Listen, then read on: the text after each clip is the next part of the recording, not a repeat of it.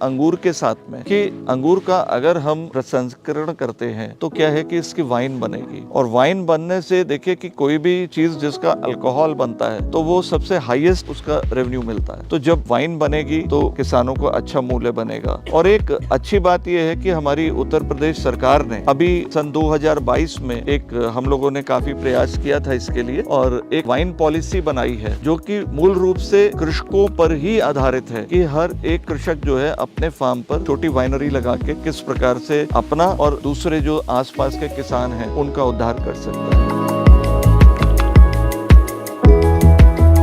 हमारे जैसे अब बरेली में हम एक वाइनरी का प्रोजेक्ट लेकर आ रहे हैं, और इस प्रोजेक्ट में ये रहेगा कि जो हमारा अपना अंगूर है वो भी हम इस्तेमाल करेंगे, और हमारे आसपास के किसान जो हैं वो जो अंगूर उगाएंगे तो वो भी हम उसको प्रसंस्करण के लिए खरीद लेंगे। एक और बात ये है कि अगर अंगूर हमारे पास है तो दूसरे फलों का जूस की ब्लेंडिंग करके उनकी भी वाइन बन सकती है। जैसे अनार का जूस है, फालसे का जूस है, हमने अभी फालसे का भी एक बगीचा लगाया है, लुकाट है हमारा फ्रूट है। इस तरह से और बहुत फल हैं, फूल हैं जिनकी वाइन बन सकती है, और बहुत अच्छा इसका एस्पेक्ट देखता हूँ कि फॉरेन रेवेन्यू को अर्न करने का। और वाइन के साथ एक अच्छी बात यह है कि इसके साथ साथ एक ग्रामीण पर्यटन की संभावना बढ़ जाती है कि जहाँ पर भी वाइनरी लगती है एक ग्रामीण पर्यटन, तो एक मतलब पूरा जो एक विकास जो है, पूरा ग्रामीण विकास की जो अवधारणा है हमारे माननीय प्रधानमंत्री जी की, मुख्यमंत्री जी की, उसको एक ये उद्योग और एक ये मतलब ग्रामीण उद्योग है, कृषि आधारित उद्योग है, ये पूरा कर सकता है।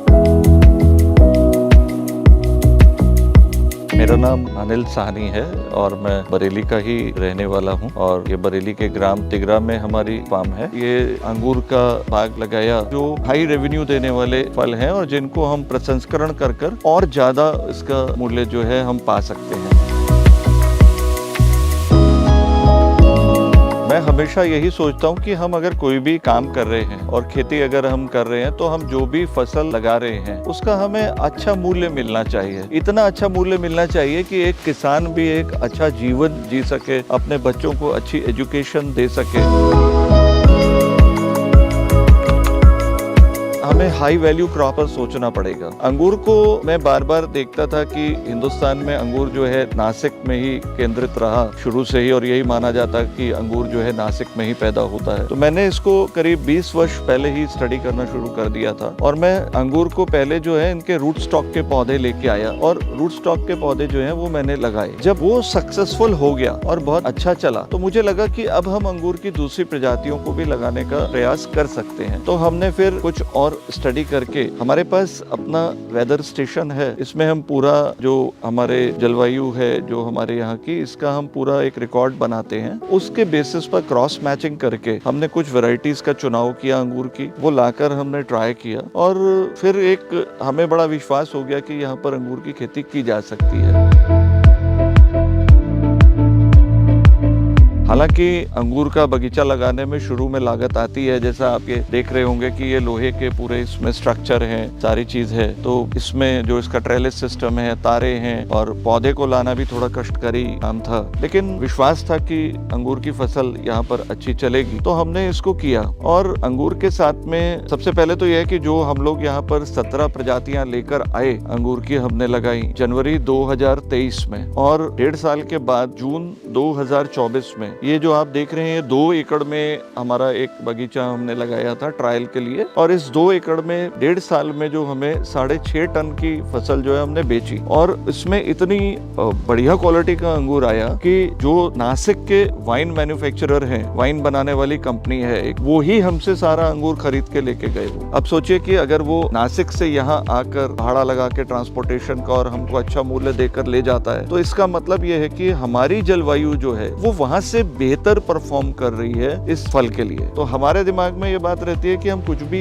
जो भी कर रहे हैं ऐसे चुनाव करें ऐसी फसलों का कि किसान को उसका भरपूर मूल्य मिले और किसान को अच्छा फायदा हो और किसान की उन्नति हो, क्योंकि अगर किसान की उन्नति होगी तभी हमारा देश की उन्नति होगी। और ये सारे जो फल हैं, देखिए ये जो अंगूर है ये सारा एक्सपोर्ट भी हो सकता है इसका। अभी हमारा प्रयास है कि और भी हमारे क्षेत्र के जो किसान हैं वो इस फसल को लगाना शुरू करें, और जब वो शुरू करेंगे और माल की उपलब्धता होगी और क्वालिटी अच्छी होगी तो शर्तियां ये एक्सपोर्ट भी होगा और उसमें अच्छा मूल्य मिलेगा और हमें विदेशी मुद्रा का अच्छा हमारे को लाभ होगा, हमारे देश को विदेशी मुद्रा मिलेगी इसमें और किसानों को भी लाभ होगा। को हमने भी जब देखा व्यवहारिक रूप से, क्योंकि हमारे साथ भी ये चैलेंज आया था कि जो पौधे हम लोग लाए ये बहुत महंगे थे पौधे, ट्रांसपोर्टेशन बहुत ज़्यादा हमको पड़ी, कुछ विदेशों से आए, कुछ यहाँ से आए हिंदुस्तान से। तो इसको देखते हुए ही हमारा अभी जो योजना है अगले 1 महीने के अंदर हम एक फलों की नर्सरी, जिस पर मूल रूप से अभी हम अंगूर पर काम करेंगे, हम यहाँ पर एक नर्सरी स्थापित कर रहे हैं बरेली में और हमारा प्रयास ये रहेगा कि बहुत सस्ते मूल्य पर और जो वैरायटियां हमने चुनाव करी हैं, जिनका हम एक्सपेरिमेंट कर चुके हैं कि वो वैरायटियां यहाँ पर सक्सेसफुल हैं, वही वैरायटीज का हम उत्पादन करेंगे पौधों का और किसानों को सस्ते मूल्य पर उपलब्ध कराएंगे। उसके साथ साथ हम एक और हमारे प्लान है कि हम किसानों को टेक्निकल सहायता भी पूरी देंगे, तकनीकी सहायता कि पौधे को कैसे हमने उगाना है, मिट्टी का ट्रीटमेंट कैसे करना है, प्लांट्स की ग्रोथ के लिए क्या क्या करना है, कहीं कोई फंगस आ गया तब क्या करना है, कोई कीट आ गया तो क्या करना है, वो सब टेक्निकल सपोर्ट भी हम लोग देंगे। ऐसा हमारी योजना में चल रहा है और मुझे लगता है कि अगले 3 महीने में ये मूर्त रूप धारण कर लेगी ये योजना हमारी। 1 एकड़ में भी किसान कर सकता है अंगूर और अगर 1 एकड़ में किसान करता है, इसमें क्या होता है कि जो आप ये देख रहे होंगे कि ये एक पौधा और ये दूसरा पौधा, ये 2 पौधे के बीच की जो दूरी है ये 4 फीट की रहती है और ये रो टू रो की दूरी जो है ये हमने थोड़ी सी ज्यादा ली है। ये 8 फीट भी रह सकती है, 7 फीट भी रख सकते हैं, पर हमने 9 फीट रखी है। 9 फीट रखने के पीछे हमारा जो रीजन है वो ये है कि हम जैविक खेती करते हैं तो नीचे जो खरपतवार निकलती है इसको नष्ट करने के लिए ट्रैक्टर चला जाए, हमने इस वजह से ज्यादा स्पेसिंग रखी है। स्पेसिंग को थोड़ा कम ज्यादा किया जा सकता है अलग अलग वैरायटी के हिसाब से भी। और 1 एकड़ में लगभग अगर जो साइड की गैलरीज वगैरह छोड़ के प्रॉपर करेंगे हम, अगर सिर्फ 1 एकड़ में करते हैं तो लगभग 600 पौधा इसमें आ जाता है। और इसी अनुपात में अगर ये 2 एकड़ हो जाएगा तो ये 600 नहीं, फिर ये 1400 से 1500 के बीच पौधा चला जाएगा, क्योंकि गैलरी वही रहेगी। तो जितनी जमीन बढ़ती जाएगी उतना पौधे का अनुपात प्रति एकड़ बढ़ता जाएगा उसका।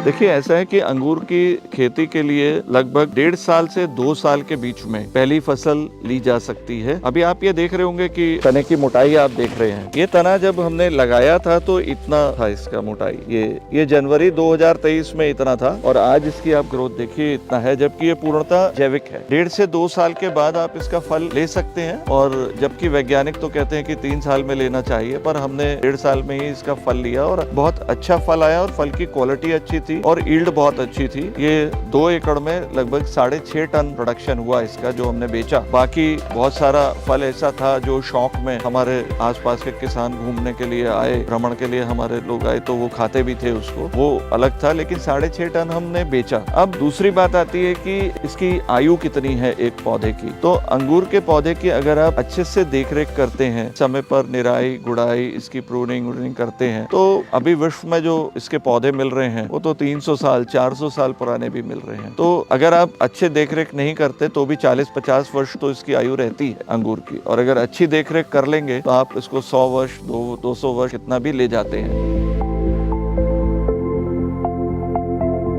ये स्ट्रक्चर है तो ये इसको बोलते हैं वाई शेप ट्रेलिस। तो वाई शेप में क्या है कि ये जो वाई बन रहा है यहाँ पर ये पूरा, इसमें क्या है, ये पोल लगभग 3 फीट जमीन के नीचे है यहाँ से, और ये इसके ऊपर ये पाइप लगाया गया है पीवीसी का। ये पाइप लगाने का जो पर्पज है वो ये है कि जब यहाँ पर बरसात में पानी आएगा तो उससे ये पोल गले ना, और ये पोल है फिर हमने ये बोल्टिंग अरेंजमेंट किया है जिससे लगाने में आसानी रहे। तो ये एंगल है, ये वाई बना दिया। इस वाई के बाद में यहाँ से खींच के इसको तनाव देने के लिए ये तार, ये जमीन में ये 1 मीटर नीचे गई हुई है, इसको भी ग्राउट किया गया है। और ये देखिए, ये यहाँ पर इस पोल पर एक तार होती है, इस तार में ये बैम्बू का जो सपोर्ट होता है इसको खड़ा किया जाता है। नीचे एक तार होती है, ये इरिगेशन का जो पाइप है ड्रिप का, इसको लगाया जाता है। उसके बाद ये 4 तार होती है, 1 2, 3, 4 इधर और 4 उधर, ये कॉर्डन वायर्स हैं इसकी। ये सारी तारें स्पेशल स्टेनलेस स्टील की होती हैं और ये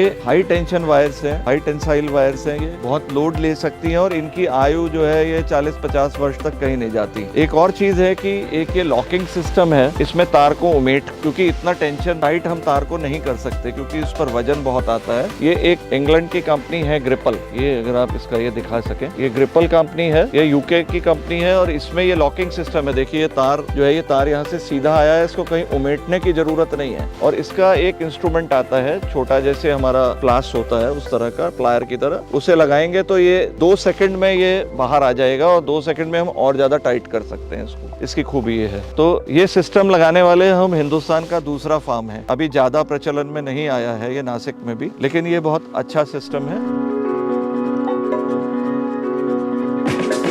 ये जो आप देख रहे हैं ये ड्रिप है, ये ड्रिप की लाइन है और ये ड्रिप एमीटर है इसका। इस एमीटर का जो कैपेसिटी है ये 1 घंटे में 4 लीटर पानी देता है। तो हमने जैसे आज तय किया कि हमें 1 लीटर पानी देना है, 15 मिनट में 1 लीटर पानी देगा, तो ये हो जाता है। ये ड्रिप एमीटर है। इसको ऊपर इसलिए लगाते हैं कि नीचे निराई गुड़ाई या मिट्टी आने से ये चोक ना हो जाए, तो इस वजह से इसको ऊपर लगाना सेफ रहता है और ये बूंद बूंद करके नीचे पानी गिरता रहता है। इसके लिए क्या है कि कंट्रोल के वॉल्व्स होते हैं, हर लाइन में एक कंट्रोल वॉल्व लगता है किनारे पर और पूरे खेत में अंडरग्राउंड पाइपलाइंस है, तो उसी से इसको कंट्रोल किया जाता है पूरा। और इसमें जो डिजाइन है वो ये है कि हमारा जहाँ से पानी शुरू हो रहा है और टेल पर जहाँ खत्म हो रहा है पौधा, वहाँ पर प्रेशर एक सा रहना चाहिए, तभी बराबर पानी सबको मिलेगा। और जो किसान खाद देना चाहते हैं या कोई दवाई देना चाहते हैं तो वो भी सेंट्रल स्टेशन पे वहाँ डाल देंगे तो हर पौधे पर अपने आप ही पहुँच जाएगी, तो वो भी कीमत बच जाती है। बहुत ज्यादा पानी की बचत है इसमें, ज्यादा पानी नहीं लगता इस फसल में।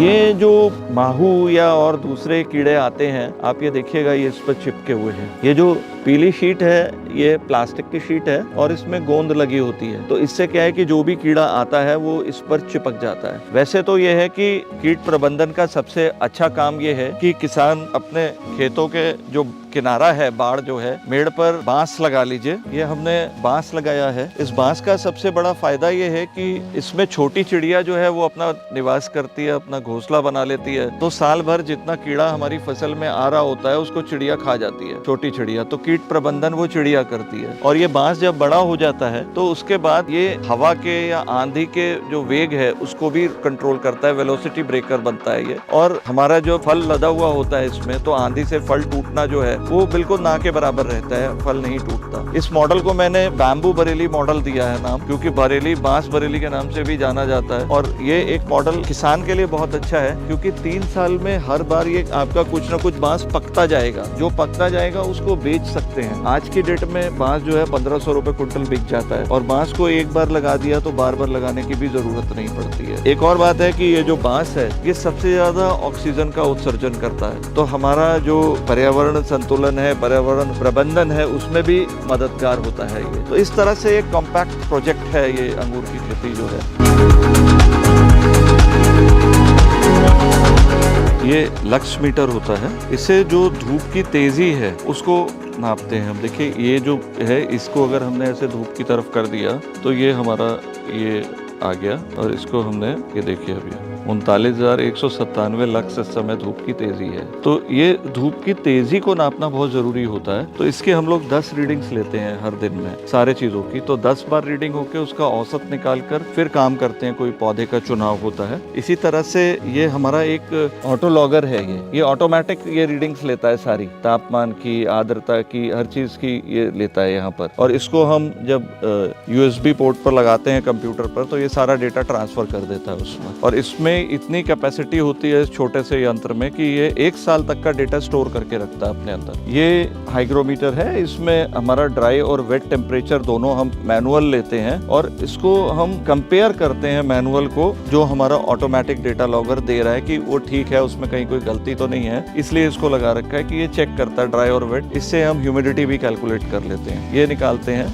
तरह से एक चार्ट होता है हमारा। इस चार्ट में जैसे अब आज 24 तारीख है तो ये 6 बजे सुबह, 8 बजे, 10 बजे, 11:45, 2 बजे, 3, 4, 5, 7 रात को 10 बजे तक अभी dry wet temperature, humidity, temperature, wind की वेलोसिटी, विंड का डायरेक्शन, सन की ब्राइटनेस, इरिगेशन कितना हुआ, रेन कितनी हुई, प्लस रिमार्क्स अगर कुछ और हमने यहाँ पर क्रियाकलाप किया है तो पूरा यहाँ पर मेंशन करते हैं। फिर इसका जो डेटा है ये हमारा कंप्यूटर में जाता है, उससे हम एनालाइज करते हैं कि हमें कितना पानी देना है पौधे को, या हमारे को जो वैरायटी पौधों की सेलेक्ट करनी होती है तो मौसम में कौन सी वैरायटी चलेगी, वो सब हम लोग कैलकुलेट कर पाते हैं। देखिए ये एनीमोमीटर होता है। जब हम हवा का ये डायरेक्शन देखिए आप, इससे पता चल जाता है कि हवा का डायरेक्शन नॉर्थ है, ईस्ट है, कितना है। तो अब जैसे ये हमने इससे ये मैच कर दिया तो ये इसके ब्लेड्स घूमते हैं, उससे ये इसमें रीडिंग आ जाती है विंड वेलोसिटी की। तो ये विंड वेलोसिटी का डेटा हमारे लिए बहुत इंपॉर्टेंट होता है, तो इसको हम लोग इससे रिकॉर्ड करते हैं। नहीं, सारे कारक महत्वपूर्ण है, कोई एक कारक नहीं हो सकता, सभी कारक उतने ही महत्वपूर्ण है। हर एक का अपना अपना रोल है पौधे के लिए। किसी भी फसल को करने में पूरे कारकों का एक कॉम्बो चलता है, सभी को देखना पड़ेगा। ये बात हमारे मन में भी आई थी कि चूंकि ये बीच की जगह खाली रह रही है, इसमें हम कोई इंटरक्रॉपिंग ले लें। शर्तिया रूप से इंटरक्रॉपिंग ली जा सकती है, लेकिन इंटरक्रॉपिंग के साथ एक चैलेंज है, एक रिस्क है। क्योंकि है क्या कि जो दूसरी फसल हम लगाएंगे, सब्जी लगाएंगे या कुछ भी लगाएंगे, तो उसकी जो बीमारी है, उसके जो कीट हैं, उसकी जो फंगस है, वो चांस रहता है कि अगर उसमें लगी तो इस पौधे में भी ना आ जाए। तो इसलिए एक एहतियात के तौर पर ये कहा जाता है कि शुरू के 3 साल इसमें इंटरक्रॉप ना ली जाए। 3 साल के बाद हम लोग इंटरक्रॉप ले सकते हैं, वो भी हम लोग इसका प्रयोग करेंगे अपने पास में।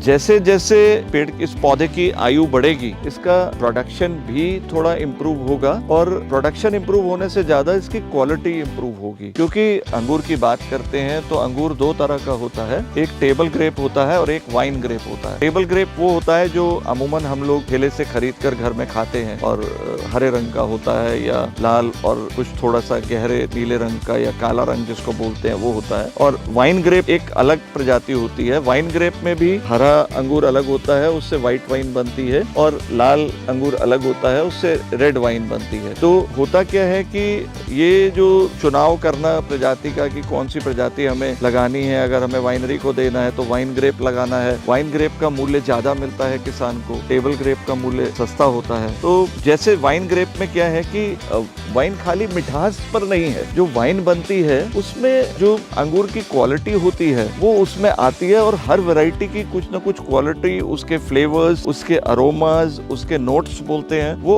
अलग होते हैं। जो वाइन के जो शौकीन होते हैं वो उसको अच्छे से जानते हैं, और धीरे धीरे जब यहाँ किसान उगाना शुरू करेंगे तो उनको भी इसकी जानकारी हो ही जाएगी। देखिए इसमें क्या है कि 1 एकड़ में, मतलब वही बात आती है कि 1 एकड़ में खर्चा थोड़ा ज्यादा आता है, और अगर 10 एकड़ में करेंगे तो प्रति एकड़ खर्चा कम हो जाएगा। तो लेकिन 1 एकड़ की अगर आप बात करते हैं तो लगभग हमारे हिसाब से 4 से 5 लाख रुपए खर्चा आ जाता है इसको, बगीचे को एस्टेब्लिश करने में आपका। और उसके ऊपर अगर आय की बात आप करते हैं तो 1 एकड़ से जो 3 या 4 वर्ष के बाद लगभग 6 टन 7 टन प्रोडक्शन आ जाता है। और जो वाइन ग्रेप है वो 100 रुपए किलो से लेके 150 रुपए किलो तक और ऊपर भी बिकता है। वैरायटी के ऊपर है कि कौन सी वैरायटी किसान ने लगाई है और उसकी क्वालिटी कैसी आ रही है। तो असल में वाइन के लिए कहा यह जाता है कि वाइन जो है वो टेरॉयर का सब्जेक्ट है, मिट्टी का, कि मिट्टी जो है, मिट्टी अपना स्वाद उस अंगूर के अंदर डालती है, और उस अंगूर का जब प्रसंस्करण कर कर वाइन बनाई जाती है तो वाइन में भी वो स्वाद, वो खुशबू वो आता है, और उसी के हिसाब से उसकी कीमत तय होती है। तो जो वाइन महंगी बिकती है उसका अंगूर भी महंगा बिकता है। तो हम लोगों ने कुछ ऐसी वैरायटीज का चुनाव किया कि